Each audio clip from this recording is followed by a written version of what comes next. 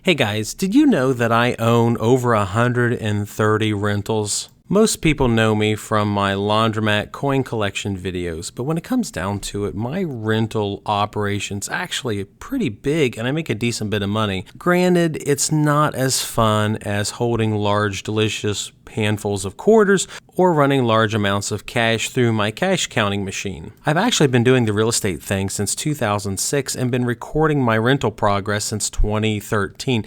This house is one we did in 2014. I filmed it for YouTube, but no one watched it. It's kind of a neat house and I've been making money off of it since. And on the subject of money, I wanted to let you know that North One sponsored this video. Later in the video, I'm going to tell you how to get $10 free by opening up an account with them. Now, one of the fun facts about my real estate portfolio is I own over 30 actual freestanding houses. Right now in the video, you're looking at rental door number 60. I want to say it was the 25th freestanding house that I purchased. This is another Sean deal. He called me up. He could not make any money on this whatsoever, and I offered to buy it off him, I believe, for only $25,000. I put one tenant in it about 4 years ago, and they only left 3 months ago. This has been one of the absolute best performing properties that I've bought as a single family detached. We only put $6,000 in it, making the total price about $31,000. I financed it with absolutely no money out of my pocket because I called the landlord that kicked my family out when I was 6 years old and asked him for the entire purchase amount, so I have no money out of pocket. We've been pulling in that $650 a month for 4 years, no vacancy on it. The total rent collected is over $31,000, so we have totally made all the money back if we would exclude expenses. But then again, beyond taxes and insurance, I've paid practically nothing for this house. And it represents one of my easiest, most profitable deals, especially considering I have no money out of pocket. Now, this house is a little different. This is the 9th house I purchased. I think it was September 2015. We only paid $23,000 for it. It's not in as good of a neighborhood as the last one, but I absolutely love the bones. It's a 3-bed, 1.5 bath. It started its life as a 2-bedroom, but we refinished the attic. And unfortunately, I've had like 5 tenants in this property over the lifespan of me owning it. It has rented for about $650 per month, pretty comparable to the other one, but the turnover and the upkeep have absolutely stolen a lot of the profit that I should have made off this one. We fought with roaches, bed bugs, bad tenants, homeless people. This is the property that we actually had homeless people break. Okay. Oh wow, it's warm down there. No wonder they're down there. Dang. To rewire the furnace so that they could have an extra light in the basement so they could live there. The section you're seeing in the video is actually all the stuff they brought down over a 2 or 3 day period so that they could live out in the basement. The Christmas lights there were wiring a pathway. They had a TV set up. It was absolutely incredible. Nevertheless, I'm saying all this to say we haven't done very well financially on this specific single family detached. Of the $650 a month that we've made since about 2015, I would say 80% of it has gone to mortgages and other types of costs. Enter house number, I think 14, and we actually did a recent YouTube video on it. And this deal kind of ended up in between the first one I showed you in this video and then the second one, because this deal kind of straddles my profitability and how much money we made, because this had maybe 2, maybe 3 tenants over the course of me getting it in April 2017 for $27,500 at a total renovated cost of $37,500. And it generally was pretty profitable. It's in a gorgeous location. We started off at $750 a month. We ended at about $850 per month. And the thing is, we ended up selling it and putting in our pockets maybe $15,000, maybe $20,000 from the equity, plus all of the rent, cash flow, less expenses, taxes, insurance, and all that good stuff. So since 2017, we maybe made $50,000 off of it. Now, more than anything, I'm just trying to present like an accurate portrayal of what it's like to own these kinds of rentals. Not everyone has to have a hidden camera in it trying to spy on people destroying your property like this one. Sometimes we find really amazing things in properties, like this note that started in 1899, was updated in 1922, then had a final update in 1991. Essentially a letter from the long past.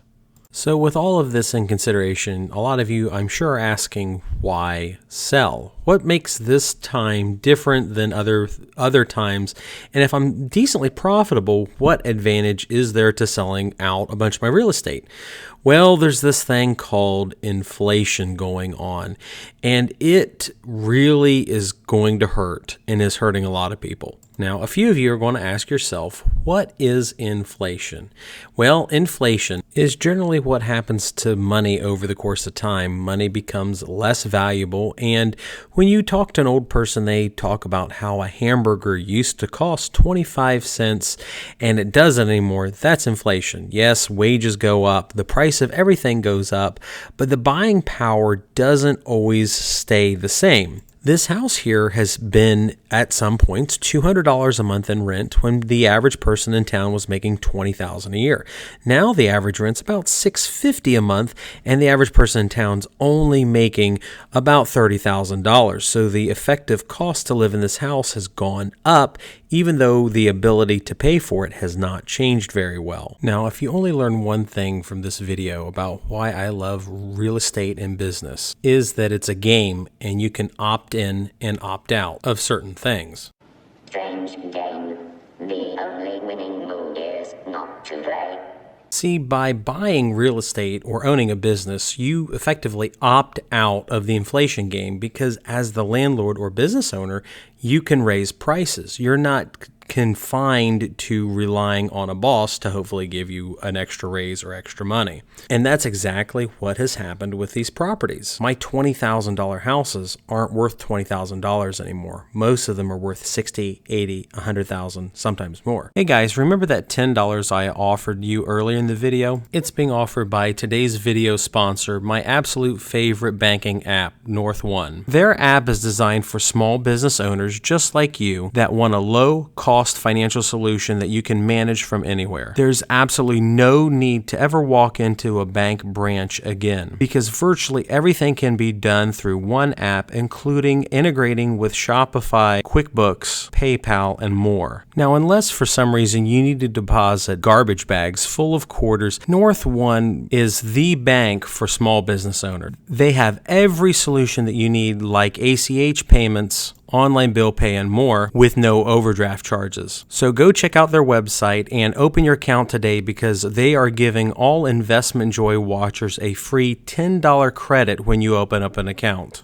To get started, check out the link below and tell them Brandon from Investment Joy sent you. Now, I know a lot of times a lot of the Investment Joy fans get a large delight off of trailer park drama and people breaking into the car wash or laundromat, but the takeaway I really want you guys to understand is how important understanding math and numbers and general economic policy is, because I want to show you the numbers of why it makes sense for me to just go through and sell all these houses. Is there a benefit to being a house sellout? And I'm going to show you the numbers from my perspective. Here is my portfolio of about 12 houses that I've looked at selling.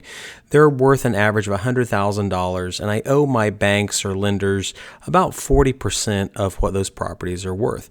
If we take that math, I owe the banks about $480,000.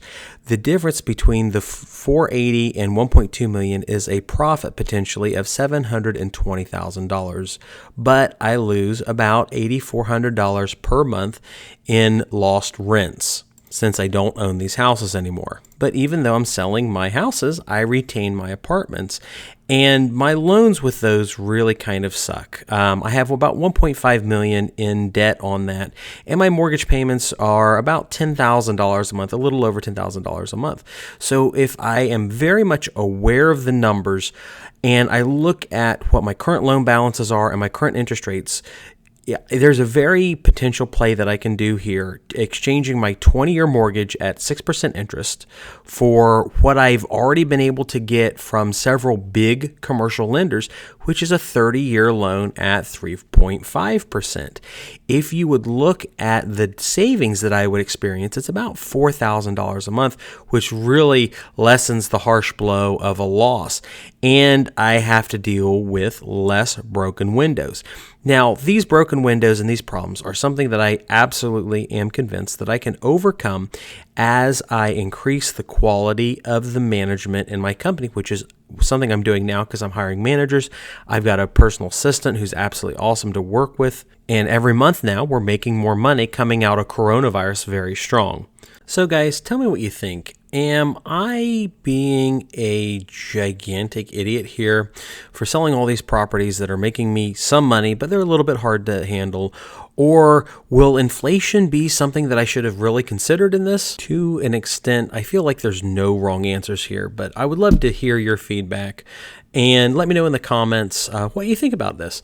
Be sure to visit our sponsor for the video, and thank you guys so much for 1 million subscribers.